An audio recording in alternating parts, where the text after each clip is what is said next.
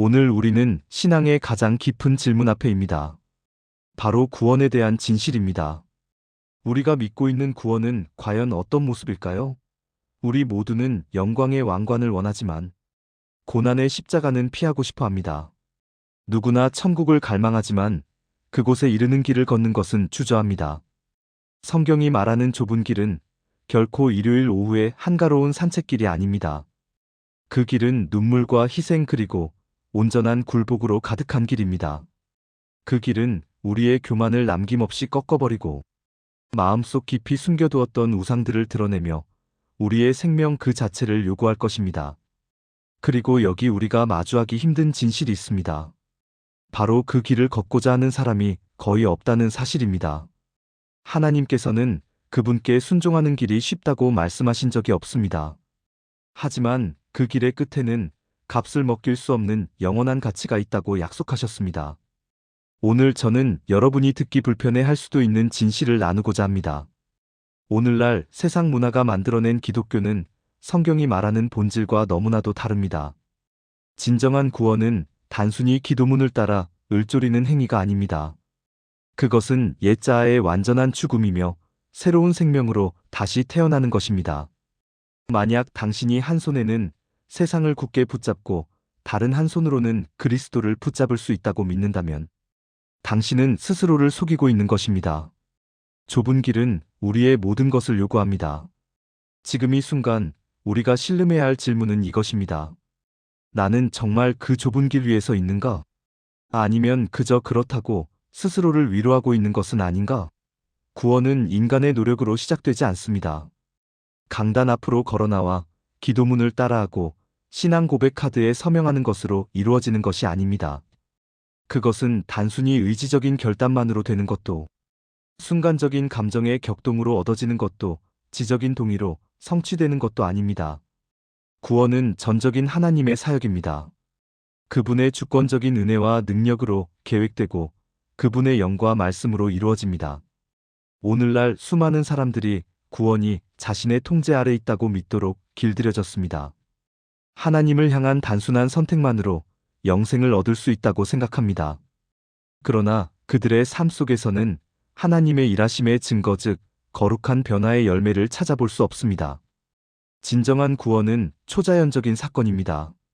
그것은 한 사람의 마음 깊은 곳까지 꿰뚫고 들어가 죄의 강력한 지배를 무너뜨리고 그 사람의 인격 자체를 새롭게 빚어내는 것입니다. 죽은 사람이 스스로 무덤에서 일어날 수 없듯이 인간은 스스로를 구원할 수 없습니다. 성경은 우리가 허물과 죄로 죽었다고 선포합니다. 죽은 자가 무엇을 할 수 있습니까? 아무것도 할 수 없습니다. 대답할 수도, 선택할 수도, 하나님께로 돌아설 수도 없습니다. 우리를 부르시고 잠든 영혼을 깨우시며 생명을 주시는 분은 오직 하나님이십니다. 그렇기에 구원은 인간의 결단에 대한 간증이 아니라 하나님의 능력에 대한 간증인 것입니다. 만약 한 사람이 진정으로 구원받았다면 그것은 그가 하나님을 선택할 만큼 똑똑했기 때문이 아니라 하나님께서 그의 삶에 개입하셨기 때문입니다. 누구도 자신의 구원을 자랑할 수 없습니다. 그것은 행위나 공로나 위지력으로 말미암은 것이 아니여 오직 하나님의 은혜로만 가능하기 때문입니다. 우리가 구원을 인간의 공로로 바꾸는 순간 십자가의 능력은 무력해집니다. 예수님께서는 인간이 구원받을 가능성을 열어주기 위해 죽으신 것이 아닙니다. 그들을 구원하기 위해 죽으셨습니다. 그분은 구원을 하나의 선택지로 만들기 위해 피를 흘리신 것이 아니라 완전한 구원을 성취하기 위해 피를 흘리셨습니다. 하나님의 성령께서 그 구원의 역사를 한 사람의 마음에 비추실 때 죄인은 생명을 얻고 보지 못하던 자의 눈이 열리며 듣지 못하던 자의 귀가 열립니다. 그리고 돌처럼 굳었던 마음의 살처럼 부드러운 새 마음이 주어집니다. 이것은 인간의 의지력이 아닙니다. 자연적인 선택이 아닙니다. 이것은 하나님의 초자연적인 개입입니다. 현대 교회의 거짓된 회심자가 많은 이유가 바로 여기에 있습니다. 그들은 저를 따라 기도하세요. 이 말씀을 받아들이기만 하면 됩니다. 라는 가르침을 받았습니다. 하지만 구원은 공식에 있지 않습니다. 따라하는 기도문에 있지 않습니다. 마음은 여전히 움직이지 않은 채 입술로만 예수를 주라 시인하는 것에 있지 않습니다. 두려운 진실은 자신의 선택을 확신하며 당당하게 걸어가던 많은 사람들이 마지막 날 하나님의 보좌 앞에서 내가 너희를 도무지 알지 못하니 내게서 떠나가라는 가장 무서운 말씀을 듣게 되리라는 것입니다. 이 말씀은 하나님을 정면으로 거부한 이방인들을 향한 것이 아닙니다. 스스로를 하나님의 자녀라 믿었고 그분을 주님이라 불렀으며 수많은 종교 활동에 바빴지만 거듭남이라는 초자연적인 혁명을 단 한 번도 경험하지 못한 사람들을 향한 말씀입니다. 구원은 과거에 어느 한 시점에 일어난 사건으로 끝나는 것이 아닙니다. 그것은 오늘 당신의 삶 속에서 계속되는 하나님의 일하심이라는 현재적 실제입니다. 대부분의 사람들은 몇 년 전 자신이 내렸던 어떤 결정을 붙들고 그것 자체가 자신이 구원받았다는 증거인 양역입니다. 그들은 제가 12살 때 그 영접 기도를 드렸어요. 혹은 몇 년 전 그 집회에서 결신했어요 라고 말하며 그 순간이 자신의 구원을 보증한다고 느낍니다. 하지만 성경은 결코 과거의 어떤 경험을 우리 믿음의 토대로 삼으라고 말하지 않습니다. 구원의 증거는 당신이 과거에 무엇을 했느냐가 아니라 지금 당신이 어떤 사람으로 변화되고 있느냐에 있습니다. 하나님의 성령께서 당신을 거룩하게 만들어가고 계십니까? 당신의 삶에 진정한 회개가 있습니까? 거룩함을 향한 갈망이 있습니까? 죄와 치열하게 싸우고 있습니까? 당신은 한 단계의 영광에서 다음 단계의 영광으로 변화되고 있습니까? 그것이 바로 하나님께서 주시는 증거입니다. 예수님께서 심판의 날에 많은 사람이 놀라게 될 것이라고 경고하신 이유는 그들이 자신의 믿음을 모래 위에 세웠기 때문입니다. 그들은 변화되는 삶이 아니라 결정의 한순간을 믿었습니다. 교회 활동을 참된 믿음과 동일시했습니다. 하나님에 대한 지식을 하나님과의 친밀함으로 착각했습니다. 그리고 마침내 그날이 왔을 때 그들은 혼란 속에 서게 될 것입니다. 왜냐하면 중요한 것은 그들의 입술로 고백한 내용이 아니라 하나님께서 그들의 마음속에 행하신 일이었다는 사실을 전혀 깨닫지 못했기 때문입니다. 구원은 죽은 자에게 생명을 주시는 하나님의 역사이지 인간이 결정을 내리는 행위가 아닙니다. 이 거짓말이 얼마나 위험한지 생각해 보십시오. 만약 사탄이 사람들에게 구원받지 않았음에도 구원받았다고 믿게 할 수만 있다면 굳이 그들을 무신론이나 다른 종교 혹은 부도덕으로 이끌 필요가 없습니다. 그들은 교회 안에서 안심하고 자신의 영원한 구원을 확신하며 결코 의심하거나 자신을 성찰하지 않고 자신이 죽음에서 생명으로 옮겨졌다는 사실조차 깨닫지 못한 채 안주할 것이기 때문입니다. 그리고 그것이야말로 가장 큰 비극입니다. 마지막 날 그리스도 앞에 서서 안전하다고 믿었지만 결국 밖으로 쫓겨나는 것. 이것이 바로 구원의 복음이 얕은 구호로 희석되거나 그 능력을 앗아가는 공식으로 축소되지 않고 명확하게 선포되어야 하는 이유입니다. 구원은 처음부터 끝까지 하나님의 역사입니다. 부르시는 분도 하나님이시요, 새롭게 하시는 분도 하나님이십니다. 의롭다 하시는 분도, 거룩하게 하시는 분도, 그리고 영화롭게 하시는 분도 오직 하나님이십니다. 죄인이 할 일은 자신의 무언가를 보태는 것이 아니라 빈손으로 상한 심령으로 무력한 모습 그대로 나아와 그분의 자비에 온전히 자신을 던지는 것입니다. 죄인은 마치 무덤 속의 나사로와 같습니다. 죽은 지 나흘이나 되어 썩어가고 있었고 그리스도께서 나오라 외치시기 전까지는 아무것도 할 수 없었습니다. 나사로가 자신의 힘이 아닌 아들의 권능으로 나왔듯이 죄인도 새로운 생명으로 나아갑니다. 그것이 바로 구원입니다. 하지만 끔찍한 진실은 그리스도인이라 주장하는 모든 사람이 구원을 경험한 것은 아니라는 점입니다. 대부분은 종교적이지만 길을 잃었습니다. 대부분은 교회에 출석하지만 하나님의 자녀는 아닙니다. 대부분은 성경을 읽고 찬성을 알고 기독교 용어에 익숙하지만 거듭난 적이 없습니다. 그리스도에 대해 들어는 보았지만 그리스도를 알지 못하며 그리스도 또한 그들을 알지 못합니다. 이것이 바로 마태복음장에 기록된 예수님의 말씀이 그토록 큰 권위를 갖는 이유입니다.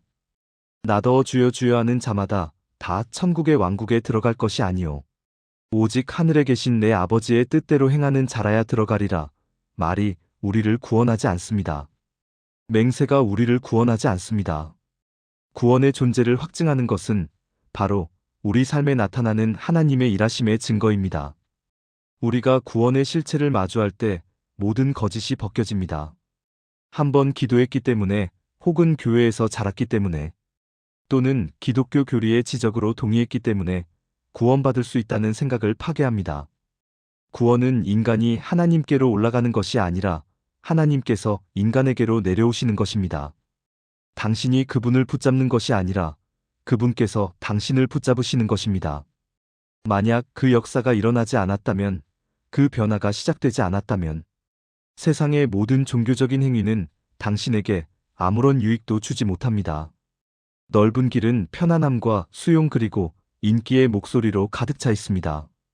그러나 좁은 길은 자기 부인과 고통 그리고 예수님을 따르는 삶으로 특징 지어집니다. 예수님께서는 가르치셨습니다. 누구든지 나를 따라오려거든 자기를 부인하고 날마다 제 십자가를 지고 나를 따를 것이니라. 이 한 구절만으로도 기독교에 대한 모든 거짓된 인식이 꿰뚫어집니다. 신앙은 당신의 삶을 조금 더 낫게 만들기 위해 뿌리는 양념 같은 것이 아닙니다. 그것은 당신의 생명을 내려놓는 것이며 생명을 잃음으로써 참된 생명을 찾는 것입니다. 넓은 길에는 수많은 사람들이 함께 걸으며 서로의 타협을 격려하고 죄 가운데 함께 웃습니다. 하지만 좁은 길은 종종 외롭습니다. 그 길을 걷는 사람은 거의 없으며 심지어 걷고자 하는 사람조차 드니다. 왜냐하면 그 길은 칭찬의 길이 아니라 거절의 길이기 때문입니다. 세상은 이 길 위에서 당신을 존경하지 않을 것입니다. 오히려 당신을 미워할 것입니다. 그럼에도 불구하고 이 길만이 생명으로 인도하는 유일한 길입니다. 많은 사람들이 십자가 없는 그리스도를, 순종 없는 구원을, 거룩함 없는 천국을 원합니다. 하지만 예수님께서는 죄를 붙들고 있는 채로는 그분과 함께 걸을 수 없다고 말씀하십니다. 세상과 손을 잡고 걸으면서 그것을 기독교라고 부를 수 없습니다. 두 주인을 섬길 수는 없습니다. 당신은 육신의 정욕을 십자가에 못 박고 마음의 우상을 버리고 고난을 견디며 조롱을 참아내고 필요하다면 홀로 서야만 합니다.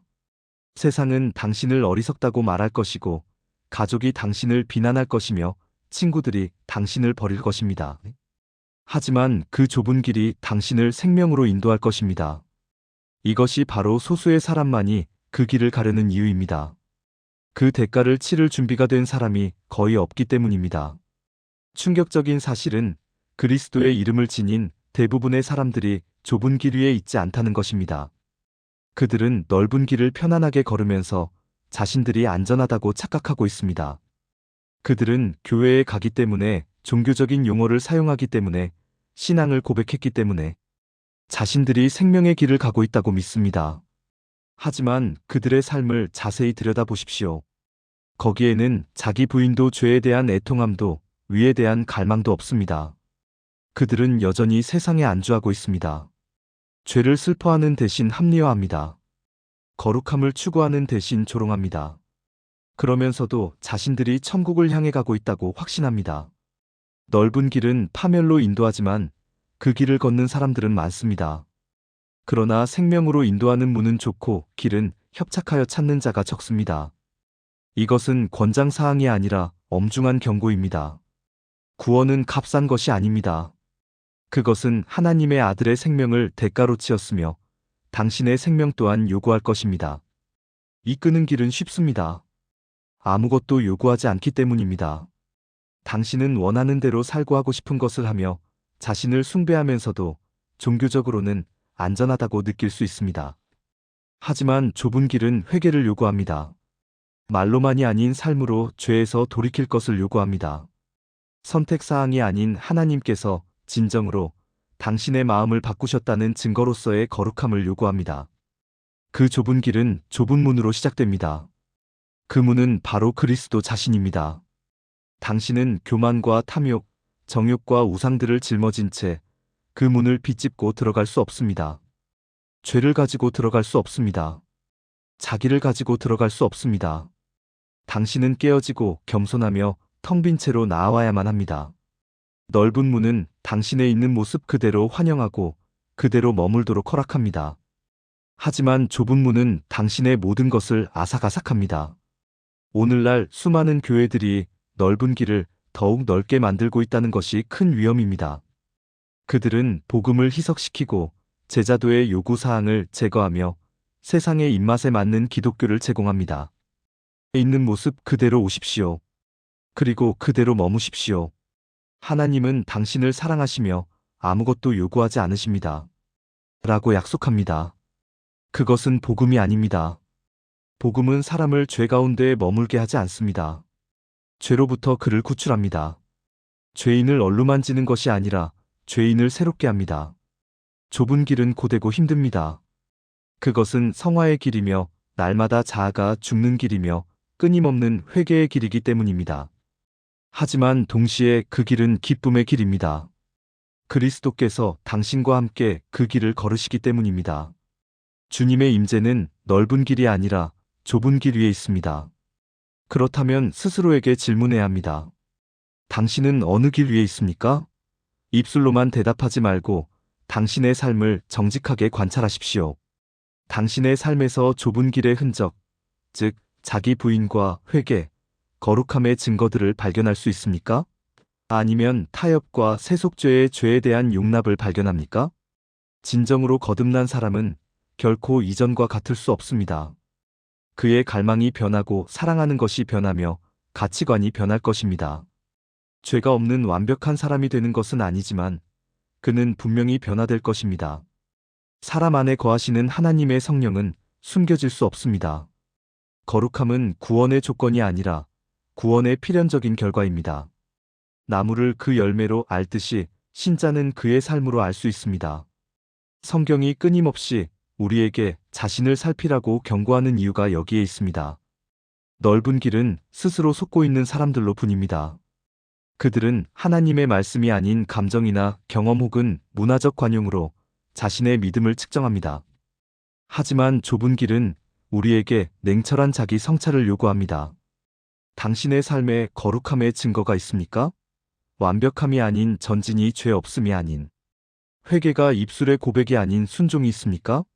만약 아무런 증거가 없다면 당신은 좁은 길 위에 있지 않습니다. 거룩함은 선택사항이 될 수 없습니다. 왜냐하면 거룩함이 없이는 아무도 주를 보지 못할 것이기 때문입니다. 좁은 길은 세상과 그리스도를 동시에 원하는 사람들을 위한 길이 아닙니다. 그 길은 값을 치르고 사신받되어 새롭게 된 자들, 성화된 자들을 위한 길입니다. 거룩함을 추구하는 것은 고된 일이 아니라 기쁨입니다. 왜냐하면 당신이 거룩함을 추구할 때 당신은 생명을 향해 분투하는 것이 아니라 생명 그 자체이신 분과 함께 걷고 있기 때문입니다. 하나님께서는 당신을 편안함으로 초대하시는 것이 아닙니다. 그분 자신에게로 당신을 초대하고 계십니다. 그리고 그분 한 분만으로 충분합니다. 오늘 이 말씀이 여러분의 심령을 흔들었다면 외면하지 마십시오. 좁은 길이 기다리고 있습니다. 하나님께서 부르고 계십니다. 질문은 이것입니다. 당신은 응답하시겠습니까? 오늘 그 길을 선택하십시오. 여러분의 삶 가운데 하나님의 놀라운 구원의 능력이 늘 함께 하시기를 주님의 이름으로 간절히 축원합니다.